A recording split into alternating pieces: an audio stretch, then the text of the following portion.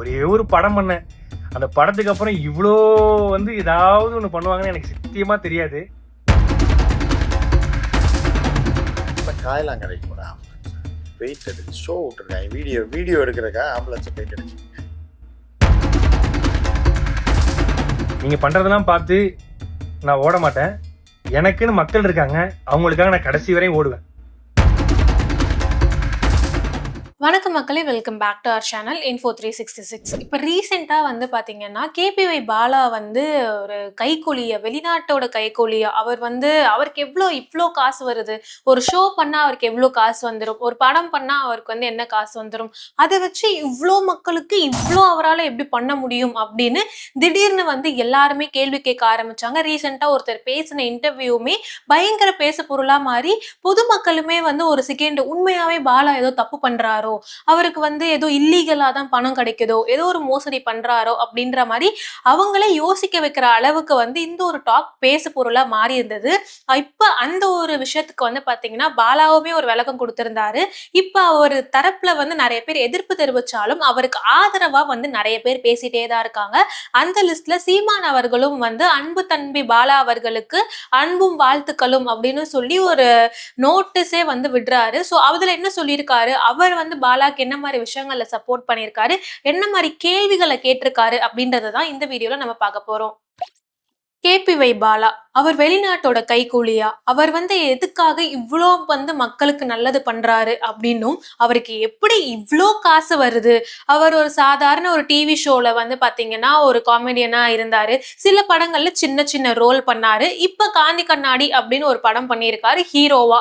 ஆனா அவருக்கு எப்படி இவ்வளோ பேருக்கு ஹெல்ப் பண்ற அளவுக்கு அவருக்கு எவ்வளவு காசு கிடைக்குது, ஒரு ஷோக்கு போனா அவருக்கு எவ்வளவு கொடுத்துருவாங்க, அந்த காசை எப்படி அவர் மொத்தமா வந்து ஹெல்ப் பண்றதுக்கு கொடுத்துருவாரா, அதெல்லாம் எப்படி அவரை பண்றாரு, சோ இவருக்கு பின்னாடி இருக்கக்கூடிய விஷயங்கள் என்ன, எதனால இவர் ஹெல்ப் பண்ற மாதிரி நடிக்கிறாரா அப்படின்ற மாதிரியும், அவர் கொடுக்குற ஆம்புலன்ஸும் சரி, அவர் கொடுக்குற வண்டி எல்லாமே வந்து ஃபேக் ஆனது, போலியான ஒரு நம்பர் இருக்கக்கூடிய வண்டி அப்படின்னு நிறைய ஆதாரங்கள் எங்க கிட்ட இருக்கு அப்படின்னு ரீசெண்டா வந்து ஒருத்தர் பேசின இன்டர்வியூ பயங்கர வைரல் ஆகி பொதுமக்களுமே வந்து ஒரு செகண்ட் உண்மையாவே பாலாக்கு எப்படிப்பா இவ்வளவு காசு கிடைக்குது, அவர் ஏதாவது தப்பு பண்றாரோ அப்படின்ற மாதிரி கேள்விகளை வந்து தோண வச்சிருக்கு அப்படின்னே சொல்லலாம்.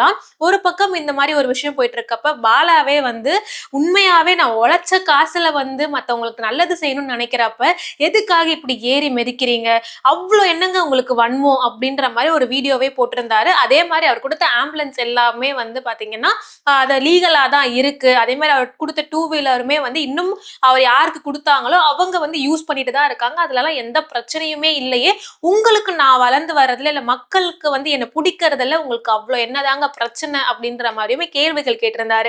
இப்ப சீமான் அவர்களும் பாலா அவங்களுக்கு வந்து பாத்தீங்கன்னா ஆதரவு தெரிவிச்சிருக்காரு. பாலா ஹெல்ப் பண்றதுல உங்களுக்கு என்னங்க கஷ்டம் அப்படின்ற மாதிரி தான் கேள்வி கேட்டிருக்காரு. அவர் ஹெல்ப் பண்றாருன்னா பண்ணிட்டு போட்டோமே, அதனால உங்களுக்கு ஏதாவது பாதிப்பு இருக்கா, ஏன் அவருக்கு எங்க இருந்து காசு வந்தா உங்களுக்கு என்ன அப்படின்ற மாதிரியும், இதே மாதிரி அவர் வளர்ந்து வரணும், அவரோட உழைப்புல இருந்து கிடைக்கக்கூடிய காசை மக்களுக்கு வந்து ஹெல்ப் பண்ணணும்னு நினைக்கிறவங்கள இந்த மாதிரி பேசியே வந்து அவங்கள அழிக்கிறது தான் உங்களோட வேலை, அவரை பத்தி பேசினாதான் உங்களுக்கு காசு அப்படின்றதுனால நீங்க அவரை பத்தி பேசுறீங்க, பாலாவுக்கு வந்து எப்பவுமே சீமான் அவர்களோட ஆதரவு இருக்கும் அப்படின்றத வந்து பேசியிருக்காரு. இன்னொரு பக்கம் நிறைய பேர் வந்து உண்மையாவே அவர் வந்து தப்பான ஒரு விஷயத்தினாலதான் இந்த ஒரு விஷயம்லாம் நடக்குது, ஹெல்ப் பண்றாரு அப்படின்னா அதுக்கான ஆதாரம் இருக்குன்னு சொல்றீங்களே, அந்த ஆதாரம் என்ன அப்படின்றத ப்ராப்பரா உங்களால சொல்ல முடியுமா அப்படின்ற கேள்வியுமே வந்து கேட்டிருக்காங்க. இது எல்லாத்துக்குமே வந்து கவர்மெண்ட்டும் அவங்க என்ன ஒரு ஆர்கனைசேஷனும் அவங்க வந்து இதுக்கான முடிவை எடுக்கட்டும்.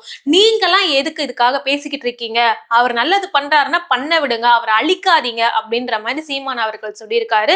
உண்மையாவே நீங்க இந்த மாதிரி கேபிஒய் பாலாவோட இஷ்யூஸை பார்க்கும் போது என்ன தோணுது, அவர் வந்து அவரோட மக்களுக்கு வந்து உண்மையாவே கஷ்டப்பட்டு வந்தவர், அவர் வந்து 4 பேர் நல்லா இருக்கணும்னு நினைச்சு வந்து பண்றாரு அப்படின்ற நினைக்கிறீங்களா, இல்ல அவர் போற இடத்துல எல்லாம் எப்படிப்பா வந்து வீடியோ எடுக்கிறாங்க, எப்படி ஒருத்தர் பின்னாடியே வருவாரா, அந்த டைம்ல அவர் போறாருன்னா திடீர்னு யாராவது வந்து ஹெல்ப் கேட்பாங்க, அவர்கிட்ட கட்டுக்கட்டா பாக்கெட்ல காசு வச்சிருப்பாரா, இந்த மாதிரி விஷயங்கள்லாம் பார்க்கும்போது உண்மையாவே ஒரு சின்ன டவுட் வருதுங்க, அவருக்கு எப்படிங்க இவ்வளவு நடக்குது அப்படின்ற மாதிரி அப்படின்னு தோணுதா, இல்ல உண்மையாவே அந்த மனுஷன் நல்ல மனுஷன், அவரை வளர்ந்து வர்றது பிடிக்காம நெகட்டிவ் ஃப்ரேமிங் பண்றாங்கன்னு நினைக்கிறீங்களா அப்படின்றதெல்லாம் கமெண்ட் பாக்ஸ்ல கமெண்ட் பண்ணுங்க. உங்களோட கருத்துக்கள் என்னன்னு ஷேர் பண்ணுங்க.